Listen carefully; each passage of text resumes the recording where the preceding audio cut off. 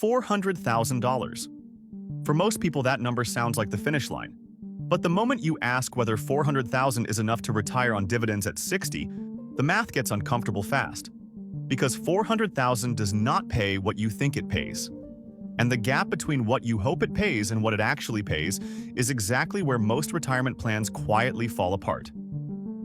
Here is the thing almost nobody says out loud.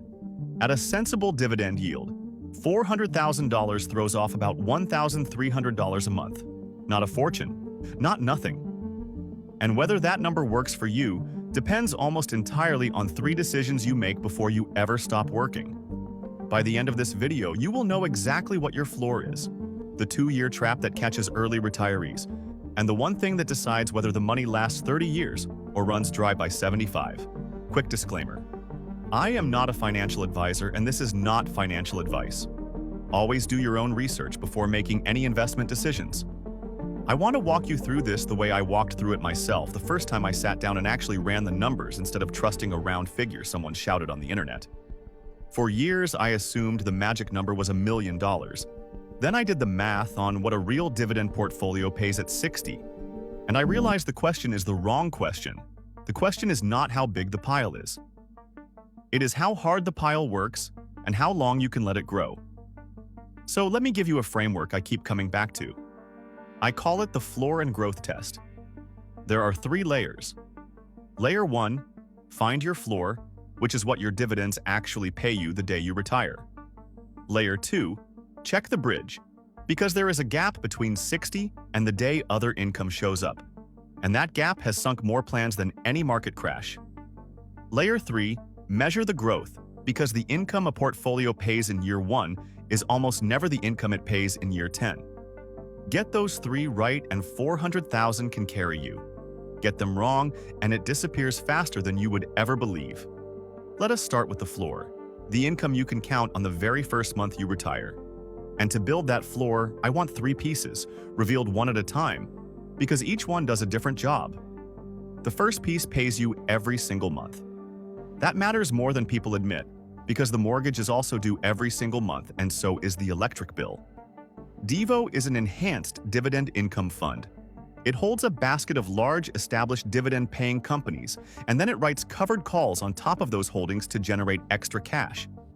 In plain English, it rents out some of the upside in exchange for income today. The result has historically been a yield in the mid-4% range, paid out monthly, which is unusual for a fund of this quality. Now, there is a catch, and I am not going to hide it from you. That covered call income is mostly treated as ordinary income, not the friendlier qualified dividend rate that long-term investors love. So this is the piece you want to tuck inside a tax sheltered account, something like an IRA, where the tax treatment simply stops mattering. As a monthly income booster, it is excellent. As your entire plan, it is far too narrow. It is a supplement, not a replacement. The second piece is the one most American retirees completely ignore.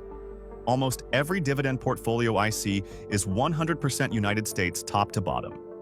SCHY is the international cousin of the core fund you probably already own. It holds dividend-paying companies from outside the US. It charges an expense ratio of only about 0.08%, which is almost free. And it has historically yielded somewhere in the mid-3% range. So why bother going overseas for your income? Because international dividends and American dividends do not always rise and fall on the same schedule. When one part of the world is grinding through a rough decade, another part can be doing just fine. For a retiree who genuinely cannot afford a lost decade right when the withdrawals begin, that quiet diversification is worth far more than the headline yield suggests. It is an insurance policy that happens to pay you. And the core that holds the whole thing together is the one you have almost certainly heard me talk about before. SCHD has been around since 2011. It charges next to nothing, and it currently yields somewhere around 3.5%. I am not going to recap every single statistic, because if you watch this channel, you already know this fund inside and out. What I want you to hold on to is one thing, and it is not the yield, it is the raise. SCHD has historically grown its dividend at a double-digit pace nearly every year since it launched. So this is not the piece that pays the most today. This is the engine that lifts your income tomorrow, Keep that idea in your back pocket, because it becomes the most important number in this entire video. Now stack those three pieces together. A sensible mix, leaning on the monthly fund for cash flow, the international fund for balance, and the core fund as the growing foundation, blends out to a yield of right about 4%. So let us see what 4% actually does. 4% of $400,000 is $16,000 a year. Divide that by 12, and you get $1,333 a month. That is your floor. That is what the pile pays you before you ever sell a single share, before you touch the principal at all. For a little context, $300,000 at that same yield pays about $1,000 a month, and $500,000 pays about $1,667. So $400,000 sits right in the middle, paying you roughly $1,300 a month in pure dividend income. So, is $1,300 a month enough to retire on at 60? On its own, honestly, no. Not for most people. And anyone who tells you it is probably selling you something. But $1,300 a month is not the end of the story. It is barely the beginning. And this is where Layer 2 changes everything. Here is the trap that quietly catches early retirees. The earliest age you can claim Social Security is 62. So if you walk away from work at 60, you have a 2-year stretch with no Social Security coming in at all. Picture an investor. We will call him Harry. He retires at 60 with exactly $400,000 and that $1,300 a month in dividends. For 2 full years, that dividend income is all he has, so his plan has to survive on roughly $16,000 a year until the bridge finally opens. This is the gap people forget to plan for, and it is the most dangerous window in the whole journey. Then at 62, Social Security can begin. The average benefit in 2026 runs a little over $2,000 a month at full retirement age. Claiming early at 62 trims that down to somewhere in the mid-1500s for a typical worker because you are starting it sooner. So add it up. About $1,300 a month in dividends, plus roughly $1,500 a month from an early Social Security claim, lands him around $2,800 a month. That is closer to $34,000 a year. Now, we are finally talking about a real retirement, even if it is a modest one. But let me be honest about where this still gets tight, because the comfortable version of this video would just skip right past it. The average retiree household spends closer to $4,800 a month. So, at $2,800, our investor is still running a couple $1,000s a month below that average. He is not living large, he is living carefully. $400,000 at 60 buys you a frugal retirement, the kind with a paid-off house and disciplined spending. It does not buy you cruises and a second home on the lake. Knowing exactly which one you are signing up for is the entire point of doing this math early. And now we reach the part that almost nobody actually models. The part that flips this whole question on its head. Everything I just showed you was year 1. But you are not retiring for 1 year. If you stop working at 60, your money may need to last 30 years or more.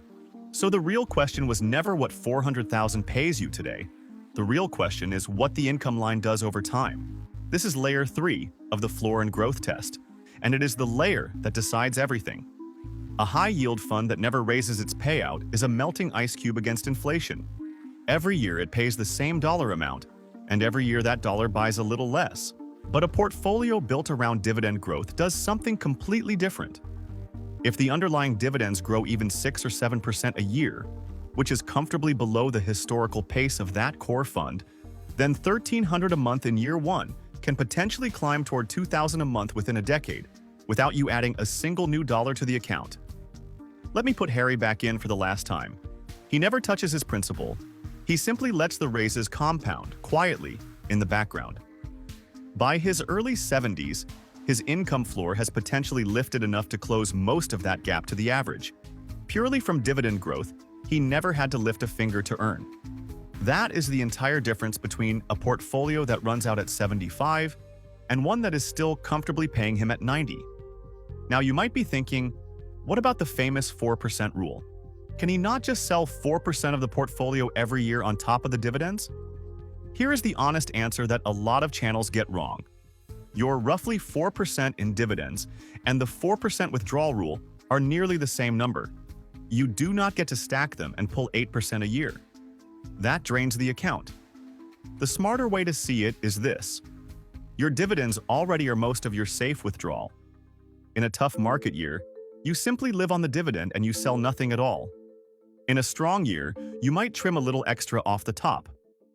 That dividend floor means you are far less likely to be forced to sell shares into a crash. And being forced to sell into a crash early in retirement is the single biggest risk to your money. There is a name for that danger. It is called sequence of returns risk, and it simply means a bad market in your first few years of retirement does far more damage than the same bad market 20 years later, because you are pulling money out while prices are down. This is why a lot of careful retirees also keep 1 to 2 years of spending in plain cash, sitting safely on the side. When the market drops, they live on the cash and the dividends, and they leave the shares completely alone to recover. Avoiding forced sales might be the single most valuable thing this whole structure quietly does for you. So let us come all the way back to the original question. Is $400,000 enough to retire on dividends at 60? The $400,000 by itself is not the answer. The answer lives in those 3 decisions. 1. Will you bridge the gap to Social Security without panicking and selling at the bottom? 2. Will you keep enough dividend growth in the mix so your income rises faster than your grocery bill? 3. Can you live on a genuinely careful budget in those early years while the plan matures and the raises stack up? Get all 3 right, and $400,000 can potentially carry you for the rest of your life. Get them wrong, and the very same $400,000 could be gone by 75. $400,000 is not a finish line.